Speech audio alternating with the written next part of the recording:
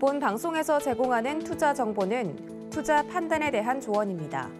방송에서 제공하는 주식의 가치, 가격 상승 및 가격 하락에 대해서는 방송사에서 보장하지 않습니다.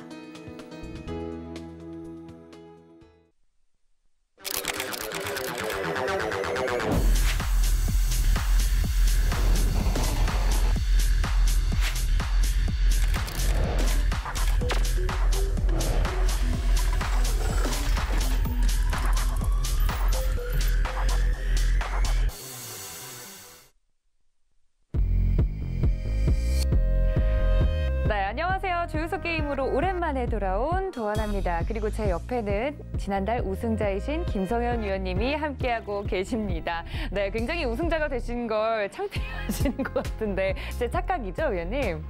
아닙니다. 맞습니다. 네, 맞죠. 네, 이렇게 수익률 게임을 한 달간 진행을 하고 오롯이 우승자가 된 분만 이렇게 제 옆에서 멋진 옷을 입고 진행을 할 수 있게 됩니다.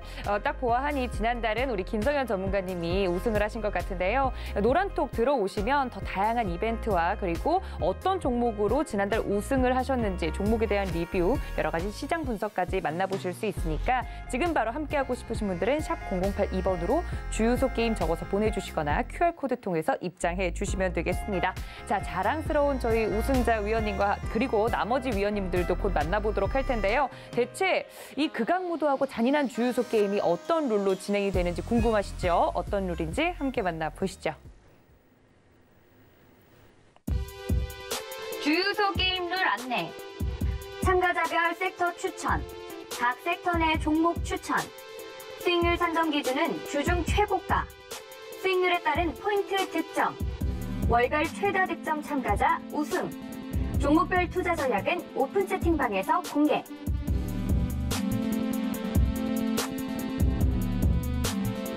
포인트 적립 기준 안내, 한 주간 수익률 기준으로 포인트 지급, 종목당 수익률 1%에서 3% 달성 시 100포인트 지급, 종목당 수익률 4%에서 6% 달성 시 200포인트 지급, 종목당 수익률 7%에서 9% 달성 시 300포인트 지급, 종목당 수익률 10% 이상 달성 시 500포인트 지급, 상한가 달성 시 한 주간 쌓인 포인트 독점.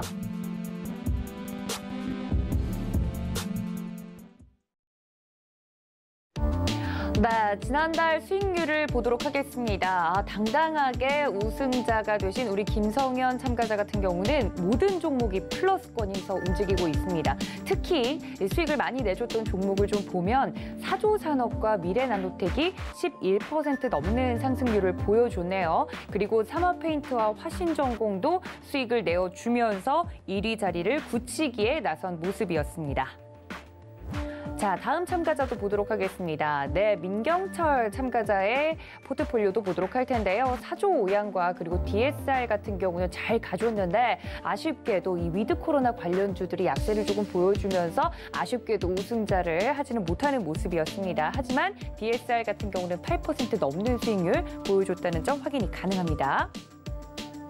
자, 다음 참가자는 손용희 전문가입니다. 손용희 전문가 같은 경우는 링네트로 수익이 지금 현재 19.4%로 지금 보이고 있는데요. 매도를 일찍이 했던 종목이죠. 그 뒤에 또 공략을 했던 종목이 아직 편입이 안 된 종목들도 있고 아쉽게도 다른 종목들도 약세를 좀 보여주고 있어서 우승자 자리를 내주긴 했지만 오늘 또 어떤 종목을 가지고 오실지 기대가 됩니다. 자, 그래서 오늘의 우승자는 김성현 전문위원입니다. 수익률이 30.7%로 누적 포인트 1,300포인트를 가지고 갑니다. 네, 저희 오늘 또 우승자가 탄생을 했기 때문에 위원님들과 함께 이야기를 나눠보도록 하겠습니다. 일단은 오늘의 우승자이신 김성현 전문가님부터 좀 이야기를 나눠볼 텐데 그전에 이 노란톡에 들어오셔야 된다는 말씀을 계속 드렸었죠. 그 이유가 있는데 또 우승자분께서 또 노란톡에 많이 들어오시는 분들 한해서 이벤트를 또 해드리고 있잖아요. 문자 샵 0082번으로 지금 바로 주유소 게임 적어서 보내주시거나 QR코드 통해서 입장을 해주시면 이벤트 선물 받아보실 수 있습니다. 자, 어떤 선물인지는 들어오시는 분들에 한해서만 지급이 될 예정이기 때문에 또 우승자시면 기분 좋으시잖아요. 네. 얼마나 또 선물을 준비하셨는지 살짝 여쭤봐도 되나요? 뭐 끝나는 대로 제가 방에서 보여드리겠습니다. 아, 네, 알겠습니다. 우승자가 기분이 좋다는 거를 바로 이렇게 노란톡방에서만 티를 내겠다 말씀을 드렸으니까 노란톡 많이들 들어와 주시면 좋을 것 같고 참 저희가 잔인한 게임이라는 게 여기서 느껴집니다. 계속 김성현 전문가님께만 말을 걸죠. 네, 이게 과연 우승자에게도 좋은 건지는 모르겠으나 네, 덕분에 우승자가 되셔서 이렇게 깔끔한 모습으로 네. 시청자분들과 함께 할 수 있고 나머지 분들도 좀 인사를 드려야 될 것 같은데 민경철 손용희 전문가님 모셨습니다. 아니 우승을 못하셔서 어떡해요? 우리 먼저 민 전문 우승을 못한 것도 좀 서러운데 네. 사조고양 또 상승률도 좀 잘못 기재가 돼 있어가지고 아니 얼마나 네. 상승했는데 뭐 5% 이상은 더 올랐는데 2% 그러니까 7%니까 5%나 밑으로 낮아져가지고 아 이제 좀 우승 아니면 필요 없다 이건가 봐. 아쉽네요. 예, 우승자만 챙겨주시고 좀 너무한 것 같습니다. 네, 저희가 좀 이렇게 잔인합니다. 그리고 우리 손용희 전문가님. 네, 저도 아쉽지만 저의 종목은 좀 중장기적인 아, 포트를 저희가 좀 담아봤습니다. 네. 나는 속도전에서 조금 뒤지는 면이 없잖아 있지만 장이 어렵기 때문에 네. 단기적인 것보다는 좀 중장기적으로 담을 수 안전하게 있는, 하는 걸 네, 택하겠다. 그렇습니다. 네. 알겠습니다. 아쉽습니다만 오늘의 또 우승자는 김성현 전문가님이기 때문에 12월이 벌써 작년이 됐지 않습니까? 그렇죠. 작년을 또 우승자로 딱 이렇게 도장을 찍고 마무리하신 소감이 궁금한데. 일단 뭐 지난달 기준, 작년 기준으로는 네. 이제 제가 약간 쭉정이 역할을 했었는데 일단 방송을 보면서도 제가 진행을 하면서도 우승자가 되면은 참 재밌겠다 뭐 이런 생각도 많이 하곤 했습니다. 그 지난달 초반에는 이제 하나투자증권이 이제 긍정적인 좀 수익을 좀 안겨줬다면은 이번 해 같은 경우는 이제 특정 종목이 또 잘 가져가지고 이런 자리가 있는 것으로 일단 생각을 하는데요. 일단 뭐 제가 잘했다기보다도 다 잘하시는 분들입니다. 근데 이제 저 같은 경우는 운이 좀 더 맞았다. 저는 이제 달리는 말을 좀 더 세게 탔거든요. 네. 달리는 말 타다 보면은 이게 먹힌 것 같아요. 가끔가다 이제 넘어지면 크게 넘어지는데 운 좋게 균형을 잘 잡았다. 균형을 좀 잘 잡았다. 줄을 좀 잘 잡았다라고 생각을 합니다. 그래서 뭐 실력적으로 자만하지 않고 좀 열심히 하는 모습 보여드리도록 하겠습니다. 네, 그렇다면 대체 어떤 종목과 전략으로 1위 우승자가 되셨는지 그 종목 리뷰를 좀 들어보도록 하겠습니다. 어떤 종목들이 있었죠? 네, 일단은 가장 잘 가졌던 종목이 미래나노텍이라고 생각을 합니다. 네. 미래나노텍을 제가 그때 당시 이제 6,200원 선에 이제 추천을 해드렸었고요. 12월 17일자 기준 이때 당시 이제 제가 말씀을 드렸었죠.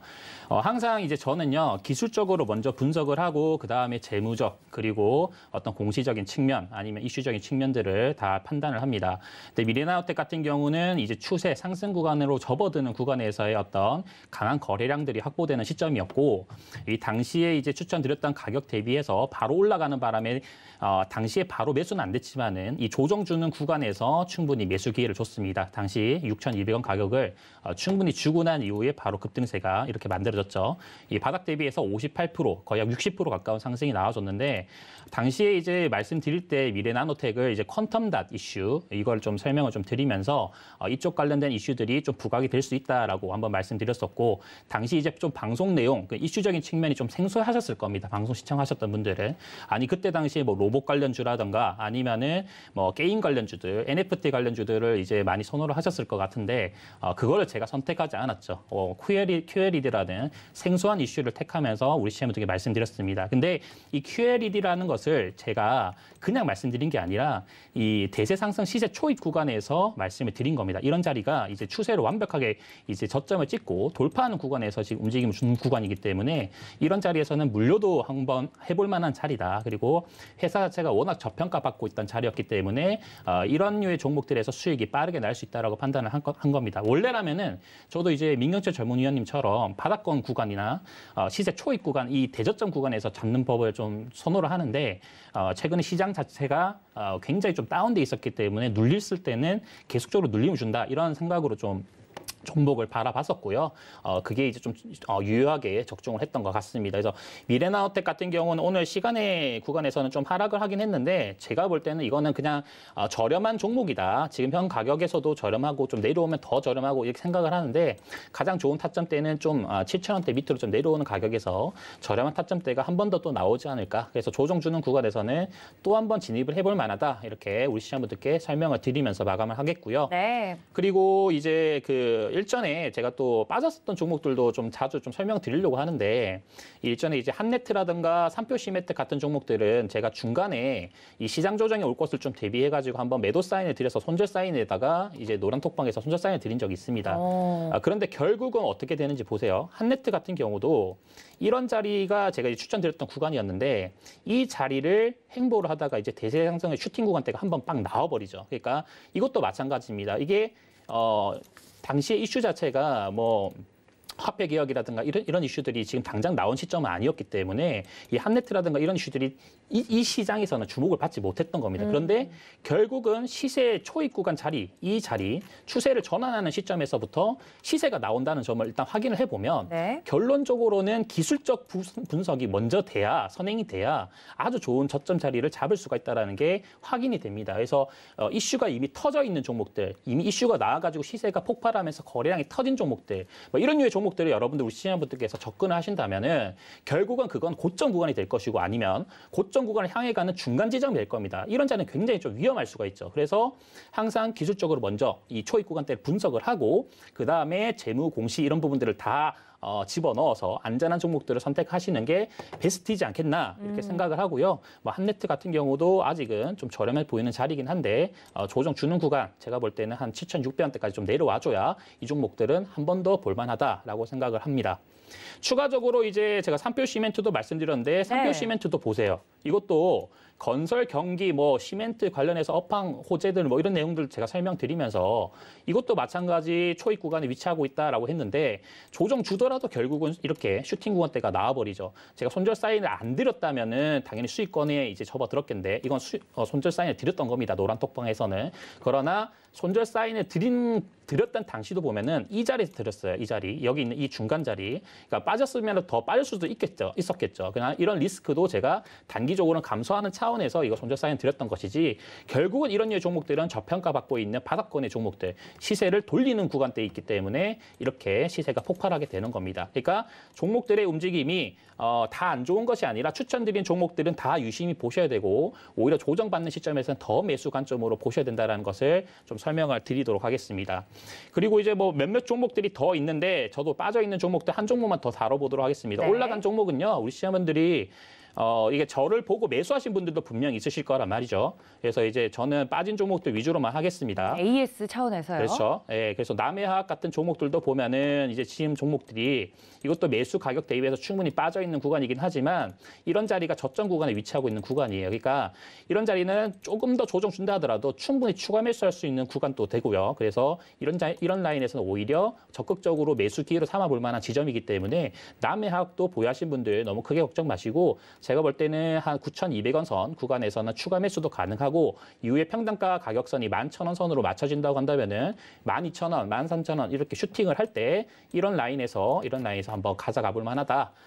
그리고 수익 내볼 만하다 이렇게 같이 말씀드리도록 하겠습니다. 네, 저희 김성현 전문가님 벌써 작년이 되어버린 12월에 우승자로 한 해를 마무리하는 영광을 안았습니다. 어떤 종목들로 수익을 냈고 그리고 또 언급한 종목들에 대한 추가적인 전략에 대해서도 방송을 통해 이야기를 해드렸는데 이렇게 우승자 전문가님과 함께하고 싶다 하시면 저희가 노란톡 열어두고 있으니까요. 문자 샵 0082번으로 주유소 게임 적어서 보내주시거나 QR코드 통해서 입장해 주시면 됩니다. 이 종목을 그냥 방송에서 드리고 끝이 아니라 이렇게 AS도 꼼꼼하게 드리고 있으니까 노란톡이 활짝 열려 있으니까 여러분들 많이들 들어와 주시면 좋을 것 같고요. 아쉽게도 우승을 하지 못한 우리 각각의 두 분의 위원님에 대해서는 한 종목씩만 이야기를 좀 들어보도록 하겠습니다. 정말 가혹하죠?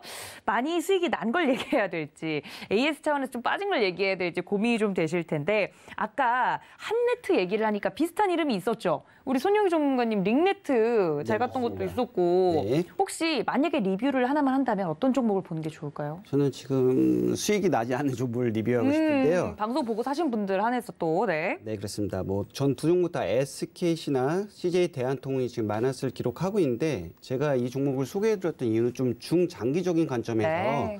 좀 얘기해드렸던 거고요. 지금도 충분히 저가 매수 기회라고 보이고 있습니다. 그렇기 때문에 지금 충분히 저점 매수할 수 있는 구간이다라고 지금 보여지고 있기 때문에 네. 앞으로 좀 관심 가지고 보시면 좋을 것 같습니다. 네, 우리 손용희 전문가님 전략이 좋아요. 두 개를 묶어서 네. 아주 무르르듯 자연스럽게 두 종목을 다 저점 매수해도 되는 구간이다라고 이야기를 해드렸어요. 제가 중간에 컷하지 못하도록 두 종목을 다 이야기를 좀 해드렸네요. 자, 두 번은 안 통합니다. 우리 민경철 위원님. 저는 네. 다루고 싶은 종목이 있는데 네. 정정해야 될 종목이 있어서 그거 먼저. 정정을 하고 그다음에 리뷰를 하겠습니다. 네, 이거는 저희 자, 먼저, 제작팀의 네, 일단 저희 먼저 때문에. 정정을 먼저 하면은 자, 사조오양이라는 종목을 제가 우리 사조 아까 뭐죠? 사조 산업? 네, 사조 산업 이제 추천하셔가지고 네. 저도 이제 같은 그룹주 9,200원 밑으로 공략하셔야 됩니다. 우리 원자력 이렇게 그 방사능 오염수 이슈 관련해서 9,200원 밑으로 잡아드렸던 종목이에요. 근데 이게 방금 우리 CG상으로는 2%밖에 올라가지 않았다고 했는데 9,200원 대비 오늘 종가 9,850원까지 7% 정도의 상승이 나왔다 정도로 이거는 그냥 정정 진행하도록 하고 네. 자 토니모리 종목을 저는 한 종목 다루고자 합니다. 예. 자 일단 우리 토니모리라는 종목의 차트를 먼저 바라보시면 사실 이 종목이 유상증자 일정이 있다라는 것은 알고 매수를 했습니다. 그런데 이 토니모리라는 기업이 자 2015년도 16년도에 한한령 터지고 이 종목이 지금 6년 만에 7년 만에 최저점이었기 때문에 우리 바닥에서 오히려 코로나 격상됐을 때 오히려 유상증자 진행할 때 유상증자 자금 성공하면 기업 종속에 대한 이슈들 감사보고서 리스크가 없어지니까 오히려 바닥에 공략하자고 해서 공략을 했었는데 자, 예상과는 조금 다르게 주식이 좀 많이 빠졌습니다. 하지만 자, 이 종목 같은 경우는 자, 유상증자 발행 가액이 자, 지금 4,465원입니다. 자, 1월 6일 얼마 안 됐거든요. 어제 상장된 유상증자 물량의 단가가 지금 4,465원으로 확인됩니다. 4,465원. 자, 그렇기 때문에 이 유상증자가 물량이 나올 것으로 생각해서 저는 이제 유상증자 가격이 4,400원 정도이기 때문에 여기를 깨지 않는 선에서 반등할 것이다라고 예상을 했지만 일단은 유상증자 물량이 나왔는데 그거보다 더 많이 빠졌어요. 하지만 자, 유상증자 물량 소화했고 이제부터는 정말 올라갈 일만 남았다라고 생각이 되기 때문에 오히려 손절가 1,490원 유상증자 물량이 투하되면서 오히려 놀라면서 주가가 빠진 구간을 마지노선으로 잡고 여기를 깨지 않는 선에서 6년, 7년 만에 최저점에서 조금 더 기간 보유하시면 좋을 것 같다. 오히려 뭐 유상증자 이슈 있었고 이번 주 지수 안 좋아서 빠졌지만 6년, 7년 만에 최저점이기 때문에 뭐 크게 걱정하지 말고 혹은 오늘 방송 새롭게 시청하신 분들도 오히려 저가 매수 기회로 활용하기 좋은 종목이다라는 좀 견해를 밝혀드리겠습니다. 네, 우리 민경철 위원님이 늘 온오프라인을 통틀어서 하시는 말씀이 있죠. 오히려 좋아. 시장이 빠지고 종목이 내려올수록 내가 공략한 종목이 저가 매수를 할 수 있는 좋은 기회로 삼으면 된다라고 좀 이야기를 해드렸습니다. 한마디만 덧붙이면은 후의 이동은 대폭락에서 온다고 생각합니다. 이게 1+1 행사가 아니라 1+5 행사를 했을 때 샀다가 정상가로 회귀하면 6개를 버는 겁니다. 그게 무슨 화장품 세일 같은 소리입니까, 전문가님? 근데 주식시장이 실제 그럽니다. 주식시장이 그렇군요. 실제로 여러분들 뭐 10배 올라가는 종목을 사야 되는 게 아니라 오히려 10배가 빠졌는데 오히려 8배가 빠졌는데 회사 안 망하는 회사예요. 정상적인 회사입니다. 그러면 그게 정말 여러분들이 큰 수익을 낼 수 있는 기회라고 저는 생각을 해요. 그래서 뭐 갑자기 뭐 프리미엄 붙여서 뭐 오픈런하고 롤렉스 시계 살라고 막 사자마자 막 2천만 원짜리 사면 이게 3천만 원 되고 막 이럴 때 뭐 고가에 이제 추격 매수하는 것도 방법일 수 있지만 우리가 리셀가를 해서 사는 것도 방법일 수 있지만 오히려 폭락했을 때 오히려 이제 오히려 싸게. 주식이든 뭐 부동산이든 오히려 폭락했을 때가 우리 저점 매수 기회 노려보시는 분들에게는 오히려 좋다. 오히려 그게 기회다. 후의 이동의 기회다라는 좀 개인적인 견해 밝혀드리겠습니다. 네, 이렇게 좀 전반적으로 재테크를 다 아우르는 전략까지 공략법까지 알려드렸습니다. 저희 이렇게 세 분의 위원님과 함께하는데 자 그렇다면 이제 위원님들이 도전 테마로 가져오신 테마군들이 더욱 궁금해집니다. 말씀해 주신 것처럼 이번 주 시장이 별로 좋지 않아서 1월 효과는 물 건너간 것 같고 대체 어느 쪽, 어떤 종목을 봐야 될지 많은 분들 궁금하실 텐데 위원님들과 함께하는 도전 테마, 어떤 테마들 준비해 주셨을지 함께 만나보시죠. 네, 이번 주 우리 전문가님들의 후보 테마 탑3입니다. 도전 테마들인데요. 바이오, 메타버스, 저출산입니다. 자, 어떤 키워드가 어떤 전문가님이 준비해 주신 건지 이야기를 좀 나눠볼 텐데 이렇게 색깔이 다 다를 수 있구나라는 생각이 개인적으로 좀 들어요. 근데 메타버스도 핫했고, 뭐 제약바이오 같은 경우도 최근에 이제 그런 인상과 관련된 혹은 그 학회와 관련된 이야기들이 있는 건 알고 있는데 저출산 누굽니까? 또 접니다. 역시 예사롭지 않아요. 네, 저출산. 아니 그러면 다른 분들한테 먼저 넘기시겠어요, 우승자님? 네, 먼저 하셔도 됩니다. 여유. 네, 난 급하다 치고 나와야겠다 하시는 분. 저도 뭐 괜찮습니다. 진짜요? 왜 그러세요? 웬일이세요? 왜 그러세요?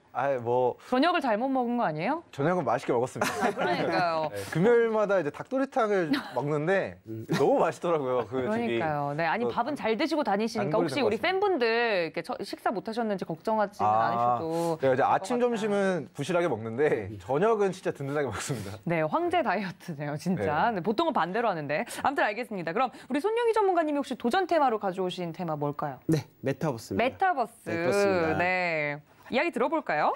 네, 메타버스 하면 이제 게임 관련돼서 지금 큰 시세를 주었었는데요. 올해도 메타버스가 좀 계속 이슈화 될 것 같습니다. 현대차가 메타버스 기반의 이제 디지털 가상 공장을 구축한다는 소식이 전해졌는데요.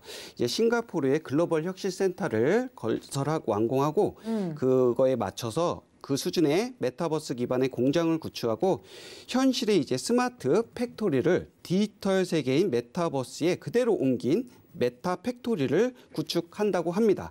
그러니까 실제 공장과 동일한 쌍둥이 공장을 설립한다는 건데요. 오호. 네, 메타버스가 이제 각 산업마다 이제 계속 네. 좀 이어지는 것 같습니다. 네. 아니 저도 CES 2022죠. 거기서 나온 이야기를 보고 이제는 자동차가 뭐 트랜스포머를 넘어서 이제 가상 공간까지 뭐 넘보고 있구나라는 생각이 드는데 이건 그냥 막간을 이용해서 제가 궁금한 건데 메타버스와 엮여서 그럼 현대차 주가도 앞으로 막 폭발적으로 갈 수 있을까요? 어떻게 보세요? 뭐 현대차는 그거 말고도 여러 가지 호재가 많고 뭐 전기차 관련돼서 올해는 저는 좋게 보고 있습니다. 주가가 2022년에는 현대차도 더불어서 좋을 것이다라는 의견까지 남겨드렸습니다. 혹시 좀 더불어서 이야기 드리면 예. 지금 신차보다 중고차 가격이 더 비싸요. 진짜요? 네. 왜요? 왜냐하면 신차를 뽑아도 1년 뒤에 나오고 6개월 뒤에 나오니까 오히려 신차를 뽑았는데 몇백만 원을 더 웃돈 주고 팔 수 있는 지금 이런 상황입니다. 그래서 현대차 뭐 돈을 벌고 싶으면 지금 주문해라, 계약해라. 계약해서 차만 받으면은 중고차 가격이 더 비싸다. 지금, 딜러로 전향을 해라. 저한테 지금 그만큼 이제 자동차의 수요가 신차의 수요가 니즈가 커진다. 그럼 지금 명품의 수요도 지금 증가하는 이유가 네네. 기존의 샤넬백 어떻게 보면은 사치품이었을 수 있습니다. 하지만 지금은 재테크예요. 그렇죠. 사자마자 리셀가가 몇백만 원 오히려 올라가요. 롤스로이스 기존에는 그냥 사치품이었을 수 있지만 오히려 재테크입니다. 갖고 싶. 롤스로이스를 사는 순간 1,000만 원 이득이에요. 그냥 사는 순간 리셀가가 1,000만 원이 네, 근데 롤스로이스가 원래 얼마죠? 그 돈이 있어야 사서 재테크로 돈을. 그러니까 뭐 유명한 게 이제 뭐 스타벅스랑 불리는 게 이제 한 뭐 1,800만 원 정도, 뭐 2,000만 원 정도 하는데 리셀가는 3,000원 이상이죠. 그러니까 이제 사자마자 1,000만 원이 그냥 수익인 겁니다. 그러니까 분양가도 분양이 되면 그냥 2배 로또 받는 거예요. 이제 그런 것처럼 이제 현대차도 신차보다 중고차 가격이 높으니까 신차를 계약해서 내가 받는 순간 오히려 돈을 버는 느낌인. 그만큼 뭔가 이제 앞으로도 좋을 것이다. 전망이 더 좋을 것이다. 현대차에 대한 전망이 더 좋을 것이다. 맞습니다. 수요가 견고하기 때문에. 도와주신 거 맞죠, 방금? 손영희 전문가님을 도와주신 거 맞죠? 맞습니다. 의미는 도와준 건데요. 그게 도와준 걸로 안 들렸으면 아닙니다. 아니 왜냐하면 이제 제가 이제 여쭤본 건 현대차와 더불어서 이제 메타버스 이렇게 여러 군데에서 여러 섹터나 산업들과 좀 협업을 해서 시너지가 날 수 있는 키워드인 건 확실히 맞는 것 같아요. 메타버스가 이제는 더 이상 넘보지 못하는 영역이 없는 것 같은데 나중에 뭐 저희도 이렇게 주유소 게임 하고 있지만 저희 메타버스 캐릭터가 나와서 방송을 한다면 재밌을 것 같다. 그러면 이제 침대에 누워서 이제 시청자 여러분들과 메타버스 이럴 줄 세계에서 알았습니다. 이제 같이 이럴 줄 알았습니다. 안 됩니다. 네. 저도 이제 추가적으로 이제 메타버스 네네. 말씀하셨으니까 말씀 좀 드려보도록 하겠습니다. 네. 일단 최근에 이슈 트렌드 자체가 이번 주 기준으로 본다면은 이 정치 테마주들이 굉장히 핫했어요. 맞아요. 네, 정치 테마주들이 뭐 윤석열 테마주니 뭐 이재명 테마주니 해가지고 다 움직임을 줬는데 그중에서도 계속 정책적으로 좀 움직이는 종목들이 또 보였습니다. 뭐 탈모 관련된 이슈들도 맞아요, 네. 갑자기 막 탈모 관련주들이 오른가 어휴, 하면은 네, 뭐 말 다른 한마디에. 종목들이 갑자기 계속해서 특정 언급이라든가 정책적인 부분 때문에 계속 올라가는 모습을 보이고 있는데 더불어민주당에서 다음 주 10일 기준으로 이 P2E라든가 게임이라든가 아니면 메타버스와 관련해 가지고 어떤 논의를 진행하는 부분들이 있습니다. 그래서 국내에서는 아직까지는 허가가 나지 않는 부분이 이제 P2E 게임에 대한 어떤 부분이 이제 정책적으로 또는 뭐 법률적으로 문제가 되는 부분들이 있는데 이런 부분들이 이제 여건을 중심으로 계속적으로 좀 풀어나가려고 하는 그런 모습들이 포착이 되고 있습니다. 이제 대선을 앞두고 있어서 이런 정책들을 내세우면서 젊은 층의 어떤 인기도 끌려가는 그런 모습들로 일단 보여지는데 네. 일단 만약에 이 10일 기준에서 10일이면 다음 주거든요, 바로. 네. 다음 주에 그런 이슈들이 나온다 하면은 그와 관련된 모멘텀이 있는 종목들이 일단 움직임 줄 수 있습니다. 그쪽에 이제 참가하는 이제 게임 업체란다면 지금 일단 컴투스 쪽으로 이제 컴투스 업체에서 지금 뭐 참여한다는 그런 내용들이 같이 나오고 있는데 그 외에도 NFT 관련된 이슈라든가 아니면 메타버스 그리고 P2E 게임과 관련된 업체들이 대거 상승을 할 수가 있다. 이쪽 게임들도 이전에 이제 제가 한번 작년 기준에서 설명드린 적이 있었는데 네. 이제 미투온을 설명을 드렸었죠.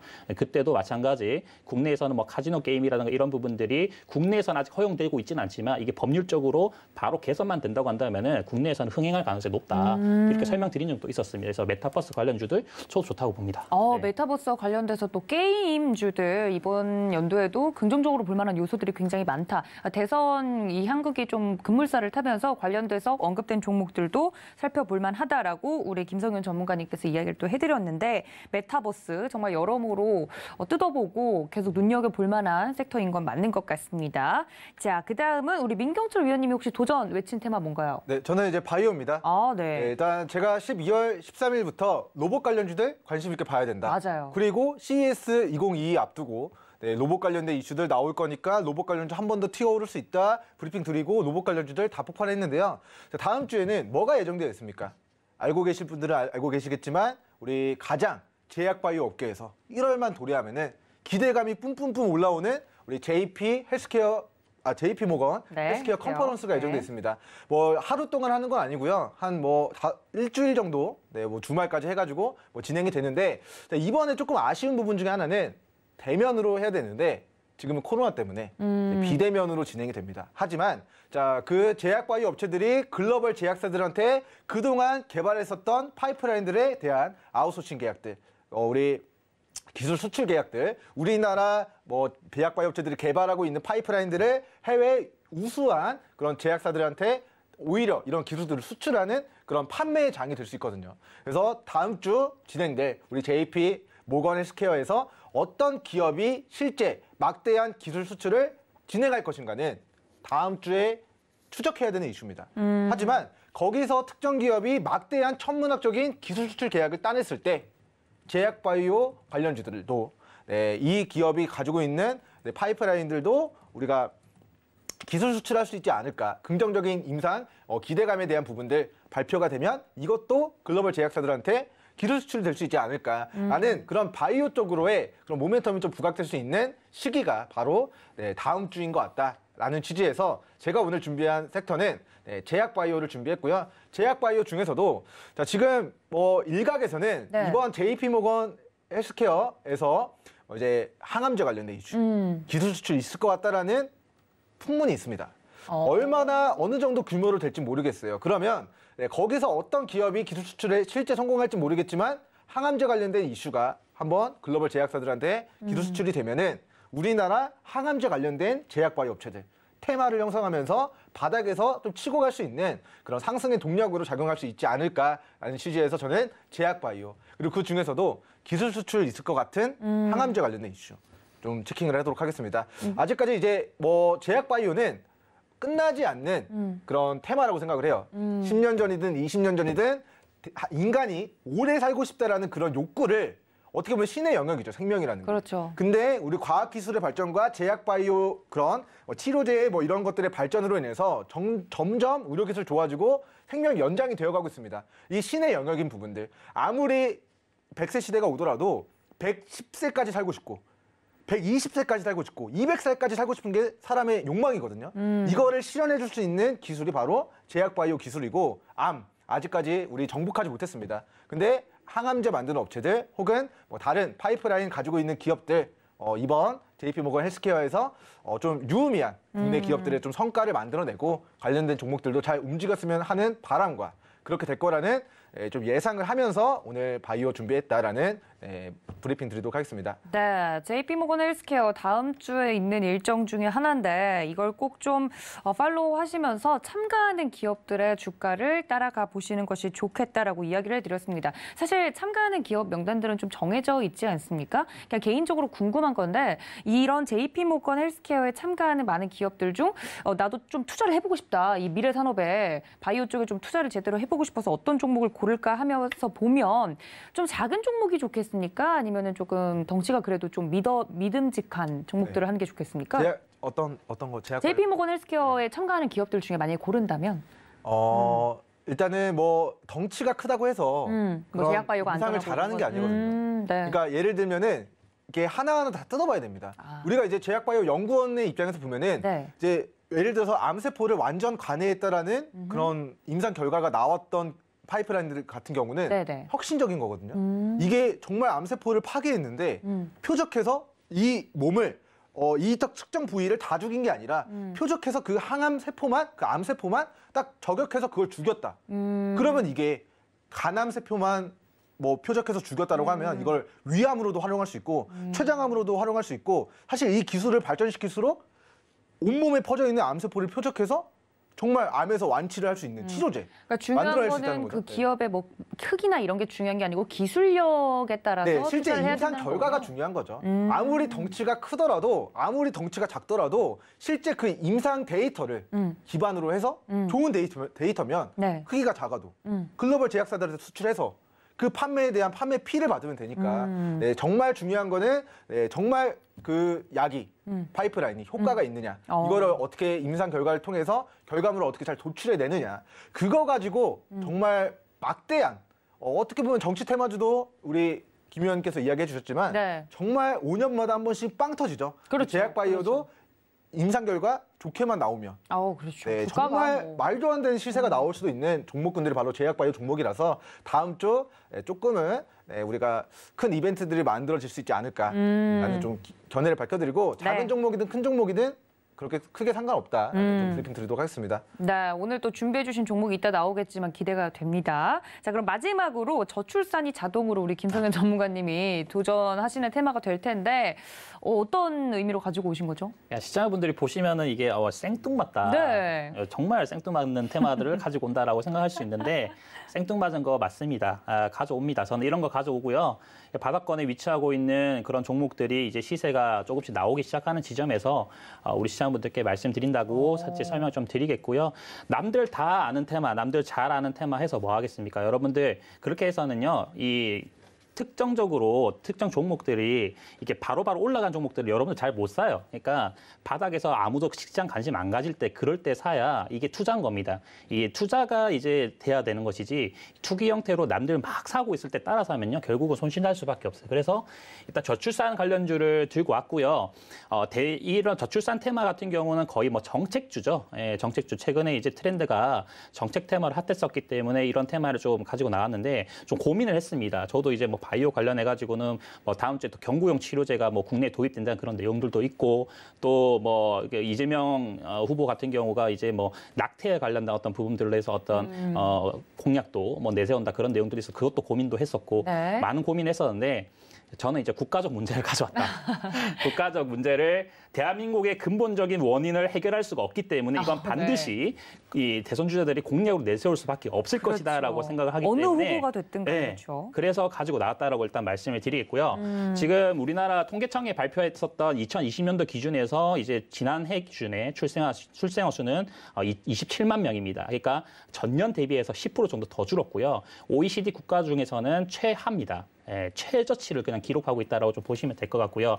그러니까 우리나라 성인 남녀 기준에서 아이 한 명을 낳는다고 했을 때 작년 기준에서 0.8명입니다. 그러니까 아이 한 명도 안 낳는다는 거죠. 그래서 이게 굉장히 문제가 될 수 있는 부분이라 저는 생각을 하고요. 그 중에 이제 뭐 원인이라고 한다면은 당연히 경제적인 어려움, 그렇죠. 이 부분이 될 수밖에 없다라고 생각을 하고 또 최근에 뭐 부동산 가격도 굉장히 높아졌기 때문에 그런 쪽인 측면에 대해서 결혼을 하고 났을 때 집을 또 어떻게 구입을 해야 맞아요. 되냐 뭐 이런 생각도 굉장히 많고 이런 고민들이 복합적으로 지금 이루어지고 있기 때문에 저출산 관련된 이슈는 이제 정말 심각한 문제라고 생각을 합니다. 지금 같은 경우는 아직까지도 이제 청년층이라든가 중년층이 다 잘 버텨주고 있기 때문에 문제가 안 될 수가 있다라고 생각을 하겠지만은 시간이 가면 갈수록 이 새로 태어난 아이들이 짊어지는 국가적 부담이 굉장히 클 수밖에 없어요. 네. 그러니까 노인에 대한 이 고령화 시대가 진행됨에 따라 가지고 아이들이 이제 부담해야 되는 그런 어떤 경제적 부담대가 국가적으로 굉장히 클 수밖에 없는 부분이 나중에는 결국 다가올 것이기 때문입니다. 아이고, 그래서 네. 뭐 이런 부분에서 당연히 정책주로 움직임을 줄 것이라고 반드시 생각을 하고 있고요. 네. 이재명 후보나 아니면 윤석열 후보나 아직 이거를 이제 본격적으로 다루진 않았지만은 이걸 먼저 다룬 사람이 지지율적인 측면에서 더 올라갈 것이다. 저는 그렇게도 확신을 합니다. 네. 네, 그런 의미에서 저출산 관련주를 오늘은 이야기를 좀 해드리겠다라고 말씀을 드렸는데 이거는 뭐 어떤 특정 세대한테만 해당되는 얘기가 절대 아니기 때문에 다른 위원님들의 의견도 좀 궁금하네요. 네, 일단은 뭐 이런 이야기가 있어요. 우리가 노동력이 곧 가계 소득의 증가를 일으켰던 시절에는 다산이 곧 가계 소득을 높이는 그렇죠. 방안이었어요. 경쟁력이었죠. 네. 우리 농업 시절에 노동력을 많이 만들어내는 게 곧 생산량을 증가시키는 것이었기 때문에 하지만 지금은 우리가 지금 이제 취업을 준비하시는 분들도 계실 수 있는데 네. 대학교 졸업하고 취업하는 데까지 보통 우리가 양육하는 그 기간이 이제 굉장히 높아졌고 맞아요. 또 산업화가 되면서 일단 인플레이션도 많고 우리 집값에 대한 부분들도 부담이 있지만 일단은 우리가 아이를 낳아서 그 아이가 경제인으로서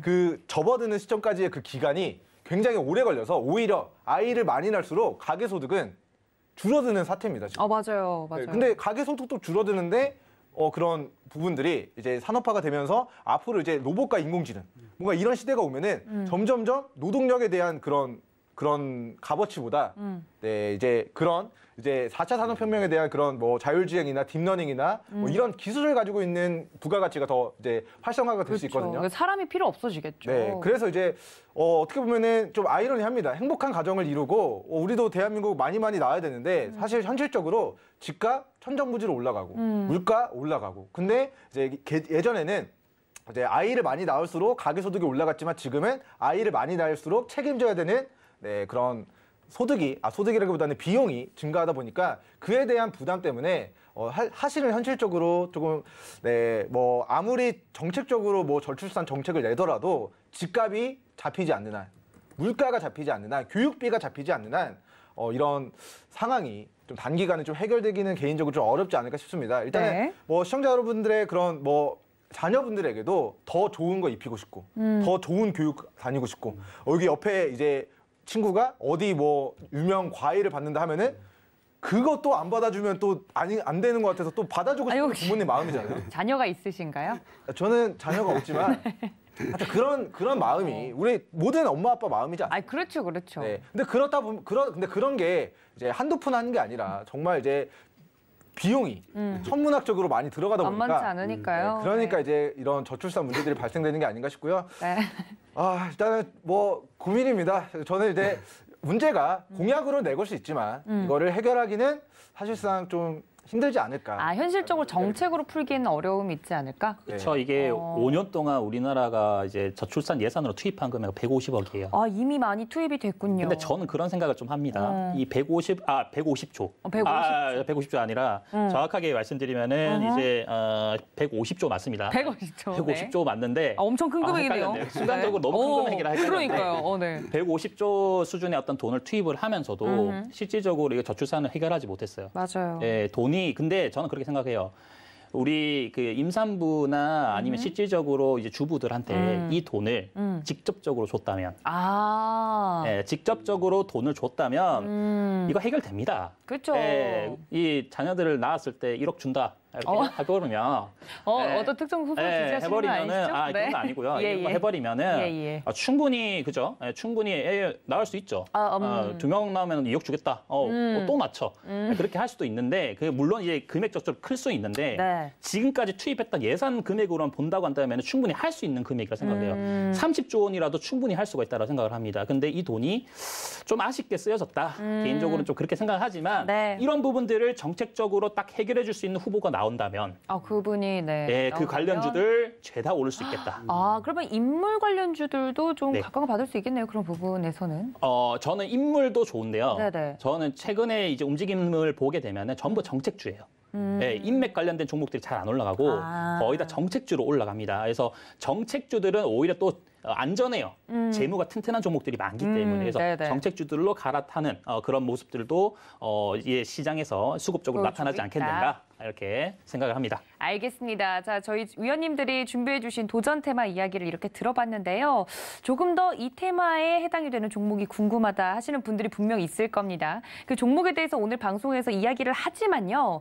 이 종목에 대한 아주 자세한 전략과 가격 전략은 방송에서 공개하지 않습니다. 노란톡에 들어오셔야만 가능한데 문자 샵 0082번으로 주요소 게임 적어서 보내주시거나 QR코드 통해서 입장을 해주시면 된다는 말씀 드리면서 바로 종목으로 넘어가 보도록 하죠. 지금 많은 분들이 오늘 도전 테마 이야기를 들으면서 좀 심금을 울리는 테마가 있었다. 갑자기 그래서 종목이 뭐냐? 마음은 저출산으로 뭔가. 그러니까요. 여기 밀어줘야 될 것 같은 대한민국 거예요. 어머니 아버지들의 마음이. 아니 여기서도 정치질을 하시면 어떡해요? 안 그래도 집에서 좀 빨리 결혼을 하라고 하더라고요. 나의 개인적인 문제가 들어가 있었기 때문에. 개인적인 문제도 같이 좀 포함되는 그런. 그럼 감정적으로 더 동화될 수밖에 없죠. 정말 진실성 있는 종목이 오늘 나올 것 같아서 기대가 되는데 일단은 그럼 차례대로 이야기를 좀 해보겠습니다. 먼저 이야기를 했던 분이 우리 손용희 전문가님이시기 때문에 어떤 종목일까요? 네, 메타버스 관련주로 네이버를 가져왔습니다. 네이버. 네, 그렇습니다. 네이버 하면 이제 플랫폼 대장주로서 이제 다양한 모멘텀을 가지고 있는 기업입니다. 메타버스, NFT, 블록체인, 자율주행, 게임, 쇼핑 등 핫한 모멘텀은 다 가지고 있는 기업이죠. 우선 최근 메타버스 대표 플랫폼 제페토 운영사인 네이버 Z가 이제 빠르게 성장하고 있고 매출액 및 영업이익도 흑자 전환으로 지금 추정되고 있습니다. 20년도에 1,550억 원으로 시작해서 21년도에 1조 원 이상, 22년도 올해는 3조 원에서 4조 원의 이상의 밸류의 상승이 기대되고 있고 또한 그 외에도 일본 커머스, 북미 콘텐츠 시장에 대한 기대가 커지고 있고 4분기에 한국 스마트 스토어 일본 베타 서비스를 진행 중이고 올해 1월부터 시작될 것으로 예상됩니다. 또한 웹툰, 웹소설 기반으로 이제 글로벌 확장 기업이 가속화될 것으로 예상이 되고 있고요. 또 코로나 이후에 이제 플랫폼 비즈니스에 관련 최근 고점을 기록하고 이제 과대납폭 지금 한 저평가 구간으로 지금 보여지고 있습니다. 그렇기 때문에 단기적인 건 아니지만 이제 중장기적인 투자 관점에서 충분히 상승 여력이 있다고 판단이 됩니다. 네, 네이버 같은 경우는 사실 카카오와 더불어서 떨어지기만 하면 사야지 하고 노리고 있는 분들이 많은 종목으로 알고 있습니다. 우리 손용희 전문가님의 도전 테마 메타버스에서 네이버 준비를 해주셨고요. 자, 그렇다면 우리 민경철 위원님의 종목 들어보도록 할게요. 일단 저는 제약바이오 업체들 중에서도 작년에 정말 막대한 주가 상승을 이뤘다. 무상증자까지 계산하면은 거의 60배 가까운 시세가 나왔던 정말 꿈을 먹고 살아가는 제약바이오의 과거 대장주. 저는 박셀바이오를 좀 준비를 해봤습니다. 자, 차트 한번 띄워봐 주시고요. 자, 박셀바이오가 과거에 이제 암세포를 완전 관해했다라는 그런 임상 결과를 발표하면서 과거 주가가 무상증자 고려하면은 과거 9주로 기준 60만 원까지 폭발했습니다. 그래서 거의 60배 정도가 거의 30배에서 60배 정도가 폭발했는데 지금의 구간은 과거에 막대한 매기가 유입되면서 거래대금 동반되면서 주가가 끌어올려진 그 상승분을 전부 다 반납한 첫 번째 10만 불짜리 매수타점을 영역대에 좀 지나고 있다라는 좀 평가를 진행하도록 하고요. 동사가 12월 달 주가 30만 원에서 지금 4만 원 정도까지 거의 7분의 1 토막이 났습니다. 아까 제가 초반부에 이런 이야기를 드린 적이 있어요. 주식은 우리가 프리미엄이 붙었을 때가 아니라 오히려 1+6 행사, 1+5 행사를 할 때 그때 바닥에서 잘 잡아놨다가 그 박앤 세일이 끝나면 분할 매도를 진행했을 때 큰 수익이 발생된다. 근데 30만 원짜리가 4만 원까지 거의 1+6 행사를 지금 하고 있다라고 저는 판단이 됩니다. 첫 번째, 7분의 1 토막 넘게 조정을 받으면서 고가 대비 마이너스 85% 이상의 조정을 받은 상황이고요. 자, 그 구간에서 12월 달 더 빠졌습니다. 12월 달 더 빠진 이유는 동사가 동물에게 이제 임상을 진행하고 있는 이제 박스루킨 15라는 파이프라인이 있는데 그거를 자진 철회해서 보완해서 올해 재도전하겠습니다 했는데 주가가 오히려 더 빠졌어요. 당연히 파이프라인 처리하니까 악재죠. 근데 올해 정비해서 다시 재도전하면 이 빠진 부분은 회복하는 게 정상적인 흐름이 될 텐데 어찌됐건 회사가 상장된 지 얼마 안 됐고 당장 기업 종속에 대해서 문제가 있는 게 아니고 이 파이프라인을 포기하는 게 아니라 다시 정비해서 보완해서 올해 재도전하는 이슈입니다. 근데 그 파이프라인을 제하더라도 나머지 파이프라인들 교모 세포종 치료제 췌장암, 난소암 글로벌 임상을 진행하고 있는데 이게 올해 임상 결과가 발표될 예정이고요. 그리고 국내에 이제 임상 진행하고 있는 게 다발 골수종 치료제라고 올해 임상 결과가 발표될 예정입니다. 박스루킨 15 파이프라인을 빼고도 4개 파이프라인이 올해 임상 결과 발표될 예정인데 아까도 보셨다시피 30만 원짜리가 7분의 1 토막 바닥을 찍었다. 대바닥에서 다음 주 JP모건 헬스케어에서 특정 파이프라인에 대한 기술 수출이 발생됐을 때 관련 비슷한 파이프라인을 가지고 있는 기업들도 매기가 유입될 수 있고 올 연중에 발표될 파이프라인의 개수가 4가지고 이 4가지에 대한 이제 파이프라인이 이제 조금의 그런 임상 발표 일정 어떻게 결과가 나올지 모르지만 과거에는 긍정적인 결과들이 도출됐기 때문에 임상 발표 일정이 예정되면은 그 시점을 기반으로 이 시점을 단기 고점으로 해서 주가는 바닥에서 큰 매기가 단기간에 좀 시세 불출할 가능성을 좀 높게 전망하도록 하겠습니다. 일단은 박셀바이오가 보유하고 있는 파이프라인이나 매수가, 손절가에 대한 부분이 궁금하신 분들은 우리의 노랑톡 들어오셔서 확인하시면 좋을 것 같습니다. 네, 민경철 위원님께서 준비해 주신 오늘의 종목은 박셀바이오였습니다. 저희 위원님께서 종목에 대한 자세한 이야기를 해드리고 있는데 가격 전략 같은 경우는 방송에서 이야기를 하고 있지 않기 때문에 여러분들 노란톡 들어오셔서 추후의 흐름과 가격 전략까지 챙겨가 주셨으면 좋겠습니다. 자, 마지막으로 우승자이신 우리 김성현 전문가님의 종목도 좀 들어보도록 할 텐데 저출산, 우리 모두 여기 나머지 셋의 공감을 모두 샀어요. 어떤 종목입니까, 대체? 원래 이제 저출산을 생각했던 종목이 있었어요. 기저귀를 판매하는 회사라든가 아니면은 그 기저귀 말고도 생리대 같은 그런 것들 판매하는 회사가 생각해둔 게 있었는데 오늘 바로 올랐단 말이죠. 그래서 이제 그거는 좀 패스를 하도록 하고 이 유아 교육과 관련해서 웅진 싱크빅을 가지고 나왔습니다. 네. 웅진 싱크빅 아시는 분들은 좀 아실 거라 생각을 하는데 싱크빅 브랜드 또 띵띵 싱크빅 하잖아요. 맞아요. 네, 그거의 어떤 학습지를 이제 영위하고 있는 관련된 서비스를 영위하고 있는 기업이 웅진 싱크빅이고 저도 많이 풀었어요. 그죠. 교육 관련된 업체라고 좀 보시면 될 것 같습니다. 그러니까 저출산 관련해 가지고 이슈가 대두된다고 한다면은 당연히 교육 인프라와 관련된 어떤 부분들에서 영유아 교육 인프라 아니면 초등학생 교육 인프라 이런 관련된 어떤 부분에서의 어떤 이 정책들이 진행이 될 수 있을 것으로도 생각을 하고 있기 때문에 이와 관련해서 웅진 싱크빅 가지고 나왔고요. 최근에 이제 초등학생 대상으로 해가지고 디지털 교육이 계속적으로 좀 증가하고 있는 시점입니다. 웅진 싱크빅도 이제 오프라인 대면에서의 어떤 학습지 교육에서 이제는 온라인으로 진행을 하고 있는 부분들이 이제 신규 사업으로 진행이 되고 있기 때문에 이런 부분에서 웅진 싱크빅 충분히 모멘텀이 될 수 있을 것으로 생각을 하고요. 오늘자 기준에서 이제 3,270원에 종가 마감을 했습니다. 자, 제가 일전에 그 한네트 아까 조금 전에 말씀드렸었죠.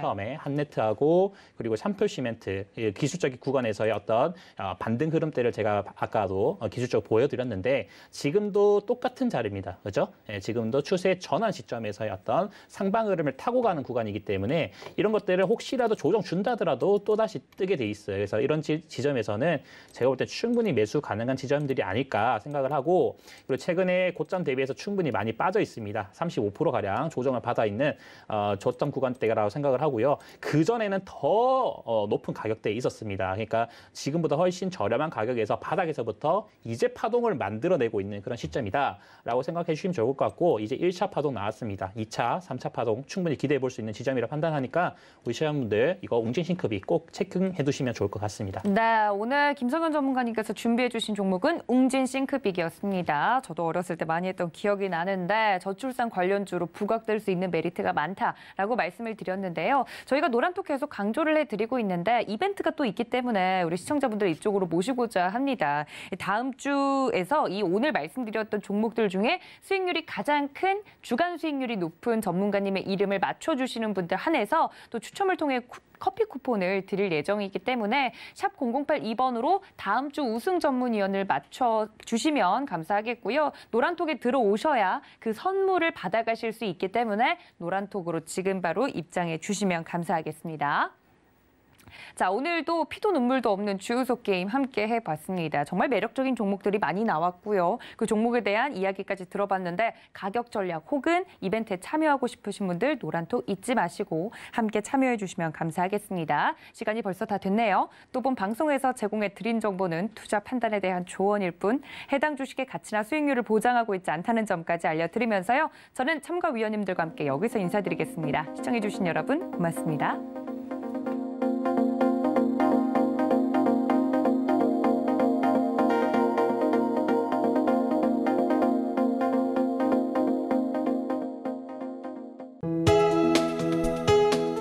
본 방송에서 제공하는 투자 정보는 투자 판단에 대한 조언입니다. 방송에서 제공하는 주식의 가치, 가격 상승 및 가격 하락에 대해서는 방송사에서 보장하지 않습니다.